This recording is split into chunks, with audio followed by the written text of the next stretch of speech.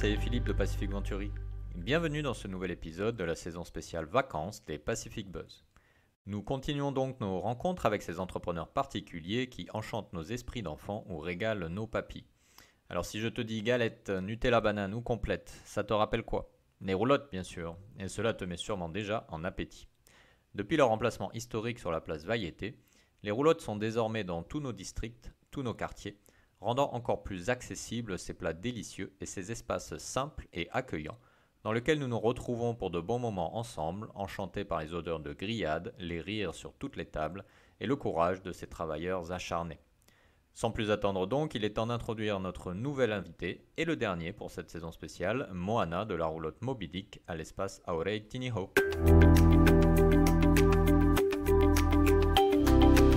Moana Yorana, merci de prendre un peu de temps pour nous parler, plaisir. Parce que j'imagine que tu es effectivement très occupé. Alors rapidement pour nos auditeurs, est-ce que tu peux te présenter? Oui, alors, je m'appelle Moana Carrara, j'ai 50 ans, je suis patron d'une roulotte qui fait des crêpes depuis 98, donc ça fait 23 ans, sur le site d'Aurei Tiniho. D'accord, donc 23 ans dans la roulotte, avant ça tu faisais quoi? J'ai installé des réseaux informatiques. Rien à voir.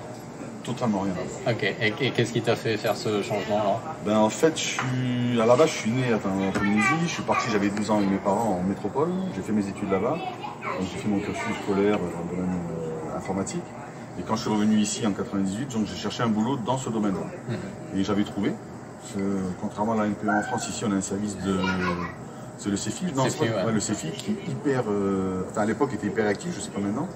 Avec mon CV, en 10 minutes, ils m'ont trouvé 6 offres d'emploi dans le domaine et j'ai trouvé très rapidement, 2 jours après, dans ce domaine-là. Je devais attaquer le lundi matin et le samedi soir, 2 jours avant, je suis allé manger sur la roulotte à Aurei Tiniho Moby Dick, tenu par Philippe Brel à l'époque. C'est un copain qui m'a dit, tiens, il vend sa roulotte. Je suis allé, par hasard, regarder, le feeling est passé. J'ai dit à Philippe, prends-moi avec toi pendant un mois, je vais dire ça me plaît. Et au bout d'un mois, j'ai dit ouais, ça me plaît.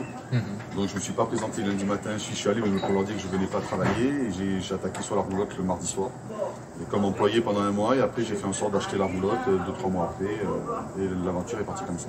Mais rien à voir entre mon cursus scolaire effectivement. Et faire des crêpes. Et alors c'est quoi? C'est les crêpes qui t'ont attiré? C'est le principe de la roulotte? L'ambiance, ouais, c'est ce contact avec les gens sont très très proches. Il y a un contact humain qui est vachement agréable. Ayant travaillé dans le domaine informatique pendant 3 ans en métropole, pas spécialement ce contact-là. Et puis voilà, c'est ce côté. Et puis surtout, c'est d'être son propre patron, de ne pas dépendre de quelqu'un. J'ai toujours eu du mal à supporter les gens plus cons que moi et qui me dirigent. Donc au moins là, si tu veux, je me dirigeais moi-même et je n'avais pas affaire à quelqu'un que je n'aurais pas supporté un jour ou l'autre. Donc c'est ce qui m'a... Enfin ça a été une des motivations, mais après c'est l'ambiance générale. Ouais. J'ai attaqué moi juste au Tiurei en 98. Tu as toutes les périodes des danses à l'époque de Toata, tu as tous les danseurs, danseuses, les gens qui passent. C'était vraiment une ambiance assez particulière à l'époque, l'ancien format du front de mer. Après ça tout a évolué, mais c'était vraiment, c'était un truc assez... J'ai kiffé. D'accord. Donc je suis parti là-dedans. Et donc depuis 23 ans, toujours la même ardeur, la même passion? Ouais, il y a des hauts, il y a des bas. C'est 23 ans d'un boulot, il y a des moments où tu as plus ou moins envie de... Voilà, il y a eu des moments où je voulais arrêter, des moments où j'ai repris. Là, je suis dans une phase où je devrais arrêter normalement.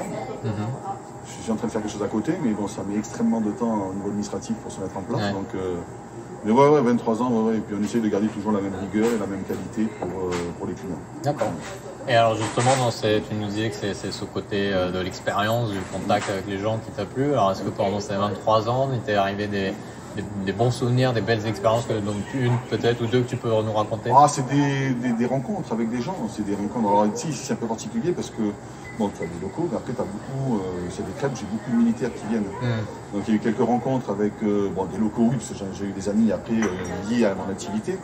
Mais après, il y a eu de très très belles rencontres aussi, mais éphémères. C'est des gens que tu vas côtoyer pendant 2, 3 ans, 4 ans de ta vie maximum. Ça, après, ils rentrent. Donc c'est assez particulier, parce que c'est un crève-cœur quand ils partent. Mais ouais, il y a eu de très très belles rencontres. Et encore une fois, c'est certains amis, au jour d'aujourd'hui, ça fait 20 ans que je les côtoie, que j'ai rencontrés par le biais de la roulotte. Au début, tu fais le coin à la roulotte, et puis après, tu sympathises, et puis après, tu te fais un repas, après, tu as sur le fil en aiguille. Mais il y en a, il y en a une ou deux, notamment Thierry, qui est comme ma sœur. Bon, elle est noire et moi blanc, mais on s'appelle frère et sœur. C'est des contacts humains assez particuliers et riches. Ouais. Très riches. Et qui continue au fil des années. Oui, au fil des années, on continue de côtoyer des gens, de faire des connaissances, ouais, puis de sympathiser, quoi. Encore une fois, tu as des simples contacts et puis il y a des gens avec qui tu vas pousser plus loin parce qu'il y a des affinités vraiment particulières. Et ouais, on fait de très très belles rencontres. Et même avec la pression, parce que c'est quand même un métier avec beaucoup de pression, tu as quand même le temps d'établir du contact. On va être honnête, non. Quand c'est le rush, non. Quand il y a du monde, tu es focus sur tes critères, sur tes commandes, tu n'as pas le temps de discuter. Par contre, il y a des soirs, ben là, avec le couvre-feu, c'est beaucoup plus calme, donc tu as plus le temps de discuter. Comme là-bas, j'arrête pas de faire, enfin, j'aime bien déconner et rigoler, tu as plus le temps de faire connaissance, de rigoler, de déconner avec les gens, de faire participer les gens. C'est le bon côté quand c'est plus calme. Moins financièrement, mais c'est le bon côté. Voilà. Mais après, quand c'est les saisons où il y a du monde, non, en général, tu baisses la tête au début du service et tu relèves la tête à la fin du service. Entre-temps, tu n'as pas trop le temps de pouvoir vraiment créer des liens. Oui, effectivement. Alors, tu nous disais que l'avantage de ta propriétaire de ta roulotte, c'est ton propre patron, mais patron, ça vient aussi avec un grand nombre de responsabilités. C'est les avantages et les inconvénients. Et surtout sur une roulotte qui est quand même un cadre de travail particulier. Alors, comment tu gères ça depuis 23 ans, et notamment par rapport à la vie de famille aussi, parce que tu travailles le soir. Enfin, comment ça se passe cette vie? C'est la raison pour laquelle je suis en train de vouloir évoluer et changer de boulot. J'ai une fille qui a 20 ans là, qui est en deuxième année de fac et que je ne vois pas. Je ne l'ai pas vue. Je pars le matin quand je me lève, elle est partie à l'école. Quand je pars au boulot, elle n'est pas encore rentrée de l'école. Je la vois que, et encore récemment, je travaillais les dimanches, donc je ne la voyais même pas les dimanches. Là, je ne travaille plus les dimanches depuis quelques années exprès pour pouvoir avoir une vie de famille. Et pareil avec ma femme. Ma femme va au travail le matin, je ne suis pas encore levé. Elle rentre le midi, on se voit un quart d'heure pour manger ensemble. Après, moi, je fais ma sieste, elle repart au boulot et je la vois le soir 10 minutes quand je rentre. Donc c'est assez compliqué. Et le confinement, le premier, l'année dernière, le confinement, en fait, on a vécu 1 mois et demi ensemble. Et ça a été à double tranchant pour des gens et nous. On s'est aperçu au bout de 29 ans de vie commune qu'on s'aimait encore et qu'on a passé des super bons moments ensemble tous les trois. Donc ça m'a poussé à faire justement, mettre cette bascule en place et de travailler maintenant le jour et même plus la nuit. Voilà, c'est parce que encore une fois, de 29 ans, c'est encore, on s'est pas tapé dessus quand on a d'autres. Voilà. Donc, je vais revenir à une vie de famille, essayer d'avoir une vie de famille pour l'instant, parce que ma fille va partir d'ici 1 an ou 2 ans au Canada, finir ses études et peut-être faire sa vie après là-bas, donc je la verrai plus encore après. Donc on va essayer de gratter, on va gratter ce qu'on peut gratter de temps ensemble là. D'accord, effectivement. Alors justement, nous on connaît les roulottes au moment du soir, on vient prendre notre dîner, mais j'imagine qu'il se passe tout un tas de choses dans la journée avant. Alors, est-ce que tu peux nous parler du côté caché des roulottes? Le planning il est simple, hein. Le matin tu te lèves, tu vas faire tes courses. Tu as différents fournisseurs. Comme je n'ai pas une structure énorme à la maison, donc je dois jongler en fonction pour pouvoir stocker. Donc ça va être un jour, ça va être un fournisseur, le jour d'après, ça va être un autre pour pouvoir jongler avec la roulotte. Donc tous les matins, tu pars, tu en as pour 1 heure et demie de course en fonction des fournisseurs. Moi, je vais de Marina jusqu'à Papeete. La charcuterie et Marina. Je ne me fais pas livrer là où j'habite, ils ne livrent pas, donc je suis obligé de me déplacer. Donc tu vas de Sipac, charcuterie à Marina, jusqu'à Papeete à Faléouté avec le Bonichon, le Essor. Donc après tu rentres, tu as tes préparations, il y a certaines préparations à faire à la maison. Après tu as 1 heure ou 2 de pause le matin, 2 heures quand c'est les bons jours, 1 heure quand c'est les moins bons. Et après l'après-midi je fais une petite sieste et à 3 heures je me relève pour attaquer, refaire mes prépas de pâtes, tout ça pour la roulotte et on part à la roulotte à 4 heures, 4 heures et quart. Et on rentre, c'est en fonction du couvre-feu, 10 heures, 11 heures, 11h30. Ouais, donc ça fait des bonnes journées quand même. Ça fait comme disait Coluche, c'est des journées à mi-temps, 12 heures par jour. C'est ça. Et t'as beaucoup de personnes qui t'aident quand même dans l'équipe ou tu fais tout seul? Alors la journée je suis seul, après j'ai un staff après à la roulotte et j'ai la chance d'avoir. J'ai un couple d'employés qui est avec moi depuis 19 ans je crois ou 20 ans. Ah oui. Donc on a été rejoint par une jeune fille il y a 3 ou 4 ans, mais en général mes employés restent jusqu'à ce qu'ils changent éventuellement de métier, mais voilà, chez des gens qui restent très très longtemps. J'ai encore une fois son couple qui est là avec moi depuis 20 ans. Ouais. Ce qui n'est pas commun dans ce domaine, dans ce milieu-là. Non, en général ça valse assez rapidement. Ouais. Quand tu vois les roulottes autour, ça change. Nous, non, on a, peut-être je touche du bois, je sais pas, je suis tombé sur les bonnes personnes quand je les ai recrutées au début. Et puis ceux qui viennent s'intègrent très rapidement ou pas du tout. C'est-à-dire qu'on les jauge très rapidement. Si on jauge qu'ils ne vont pas faire l'affaire, on n'attend pas 6 mois pour les mettre de côté. Ouais. Donc puis après, à force on trouve la bonne personne et après ça dure le laps de temps. J'ai les 3 quarts, 90% des gens qui sont partis chez moi, ils sont partis sur réorientation professionnelle. Ouais, pour faire complètement autre chose. Donc j'ai dû virer 2 personnes en 23 ans pour différentes choses. Mais voilà, après c'est ces gens-là qui sont avec moi depuis longtemps et qui eux connaissent le boulot par cœur. Donc tu peux te reposer sur eux dans les soirées. Tu sais qu'eux gèrent l'arrière. Moi je gère la fabrication et eux gèrent très bien l'arrière, donc il n'y a pas de souci. D'accord. Et alors, bien sûr, la vie de famille, forcément, c'était un gros sacrifice pour toi. Est-ce qu'il y a d'autres sacrifices que tu as dû faire? Parce que tu as lâché du coup une carrière dans un autre secteur qui aurait pu être prometteuse aussi. Donc, est-ce qu'il y a d'autres choses sur lesquelles tu as dû... Sur la carrière informatique, non. Non, c'est pas... Non, pas trop aucun grave. regret. Ouais, Non, parce que c'est pas. Je suis arrivé par là par accident. En fonction de mes notes, on m'a dit tu peux aller là, bah, je vais là. Donc j'ai suivi un cursus. C'est pas une passion? Non, pas du tout. Non, c'est. Non, bah la bouffe, tu vois, voilà, je suis pas goût en mangeant de l'air. J'aime ça, donc c'est un truc qui m'a toujours.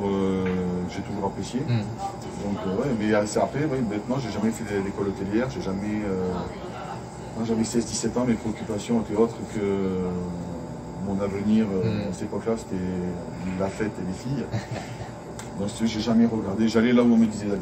C'était un cursus qui n'était pas un cursus de vraiment quelque chose qui m'intéressait. La bouffe, oui, ça m'intéresse, c'est sympa, c'est bien. Et puis après, c'est encore une fois ce côté convivial avec les gens, donc tu leur apportes du plaisir, donc ils te le rendent d'une manière différente, par des sourires, par le... Non, c'est vraiment quelque chose qui est enrichissant. Donc ouais, pas plus de sacrifices ou de regrets que ça, du coup. Non, pas spécialement. Non, j'ai fait la vie que je souhaitais. Là, tu vois, je souhaite changer, donc je mets en place pour changer, voilà, pour la vie de famille. Mais pendant des années, ça m'a coûté sans. J'aurais pu modifier entre temps, mais je l'ai pas fait à ce moment-là. Je le fais maintenant. D'accord. Et alors justement, tu vas pour t'engager dans une autre carrière, on va dire. Si quelqu'un aujourd'hui avait envie de se dire, bah, tiens, je vais reprendre la roulotte ou en créer une autre, etc. Quelles recommandations ou conseils tu aurais à donner aux personnes qui voudraient se lancer aujourd'hui? Alors, faut pas avoir peur de travailler. Ouais. Déjà ça, d'une part, c'est pas un travail où tu arrives à 7h le matin au bureau, tu repars à 3h. C'est un peu plus contraignant que ça, mais d'un autre côté, c'est que tu as la liberté en étant. Voilà, tu as les contraintes du patronat, à gérer les staffs, à gérer les employés, à gérer ceci, cela, à gérer le fonctionnement de n'importe quelle entreprise. À mon niveau, c'est tout petit, hein, mais bon, il faut gérer quand même. Mais il faut quand même gérer son personnel, gérer tout ça. D'un autre côté, tu as la liberté de. Si la semaine prochaine, je veux fermer une semaine. Si tu as les finances, tu peux faire une semaine et partir faire un trip. Moi j'adore la pêche. Partir autant moto, faire un trip pêche à droite, à gauche. Donc tu as cette liberté-là. Si tu es dépendant de quelqu'un, tu as moins cette liberté-là. Donc c'est bien, mais il ne faut pas avoir peur de travailler. Ça c'est sûr et certain. C'est pas... Et quand tu es en plus sur une roulotte, par expérience, en voyant ce qui se passe à droite, à gauche, quand tu es patron, il faut être là. Parce qu'il y a des gens qui prennent des roulottes et qui mettent un staff et qui après vont vaquer leurs occupations. C'est compliqué. Ah ben ça plonge en général systématiquement. C'est apparemment, tu sais, il y a un adage qui dit quand le chat n'est pas là, les souris dansent. Et sur une roulotte, ce que je vois autour de moi, hein, quand il y a des patrons qui sont là, ben, ça tient une certaine rigueur, une certaine route. Et que les patrons commencent à se diversifier à droite à gauche, qui sont moins présents. Au bout d'un moment, ça plonge. Donc, il faut être. C'est une petite société, il faut être là. Il faut être prêt à être sur le terrain. Il faut être sur le terrain, l'énergie qu'il faut. Il faut être là. Et puis, il faut montrer l'exemple. Être assis et regarder les autres faire, c'est pas non plus. Moi, du moment où j'arrive où je pars, je travaille avec le staff. Je fais pas que mes crêpes. Je vais ranger, je vais faire ceci, je vais faire cela. On a une cohésion assez particulière où on n'est pas. C'est des petites sociétés, donc tu ne peux pas être stéréotypé à un emploi. On est tous polyvalents. Bon, moi je fais les crêpes, les autres ne les font pas. Ça, c'est une question de. Je ne veux pas que d'autres personnes fassent les crêpes. Apparemment, c'est les gens qui ont un goût et une tête. Donc il n'y a que moi qui fais les crêpes après. Pour tout le reste, que ce soit le service, les commandes, la vaisselle, l'autre, on est tous polyvalents. Moi le premier, je peux descendre prendre des commandes, aller aider à la planche à la fin. Voilà, il faut être prêt à tout faire. D'accord. Pour ce genre de petites structures. Et ta perspective, alors que tu t'apprêtes vraiment à quitter le secteur, ta perspective sur l'avenir du secteur des roulottes en Polynésie? Ici, ils sont tranquilles. Tant qu'on a des horaires normaux et que tu fais de la qualité, tu es tranquille. Parce que on reste quand même dans un pays où la bouffe est assez primordiale. Et à partir du moment où tu fais quelque chose de bon ou de correct et que tu gardes une régularité, quel que soit ton art, que tu fasses du steak, du chow mein, des crêpes, n'importe quoi, la clientèle elle est là. Après, à partir du moment où tu commences à t'aligner sur les doses, à t'aligner sur la qualité ou autre, En 23 ans, j'en ai vu, moi, des roulottes monter, et arriver en haut, on fait moins de frites, on fait moins de steak, on fait moins de ça, et en 3-4 mois, tu redescends. Et c'est plus facile de redescendre que de monter, et encore plus dur de remonter après, parce que les gens gardent une image négative de ce qu'ils ont vécu, donc ils ne reviennent pas de sitôt. Une fois que la confiance est brisée. C'est vrai, c'est extrêmement complexe. Moi, je touche du bois jusqu'à maintenant, j'ai jamais eu de chute aux enfers comme certaines roulottes. Après, je me bats moi pour garder une certaine qualité. Tu vois, j'ai des gens des fois qui viennent pas, des jeunes qui partent faire des études en France, qui reviennent 5, 6, 7 ans après. Quand ils reviennent, la première chose qu'ils disent, moi c'est le même goût qu'avant. Je ne change rien. Il y en a qui vont te dire oui, mais il faut innover. Je dis non. Moi je fais ça. Après c'est chacun. Moi je fais ça. Les gens aiment ça. Donc je reste dans ce que je fais. Et les gens à l'habitude, 5, 10, 15 ans après, ils reviennent, ils ont le même goût que ce qu'ils avaient préalablement. C'est chacun son domaine. Il faut être assidu à ce que tu fais. D'accord. Ok. Écoute, moi, merci beaucoup. De rien, avec plaisir. Bon courage pour tes futurs projets du coup. Ce sera toujours dans les crêpes, hein, mais des horaires différents et en dépôt-vente. Mais bon, on attend que ça se fasse. On viendra goûter ça. Il n'y a pas de souci. Merci. Marolo.